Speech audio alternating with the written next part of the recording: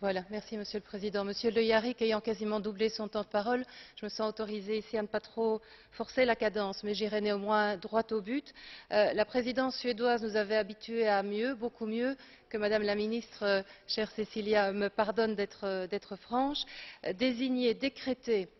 comme elle l'a fait Jérusalem-Est dans un premier temps, je sais, comme capitale du futur État palestinien, est une erreur diplomatique à mes yeux peu commune, j'use un euphémisme, non sur le fond, qu'on ne me méprenne pas ici dans ce que je dis, mais sur ce que cette déclaration, qui préjuge du résultat ultime des négociations, a de condescendant, voire même de méprisant par rapport aux parties concernées. Nombreux sont les États membres d'ailleurs qui sont montés au créneau pour prendre leur distance avec cette première mouture du texte.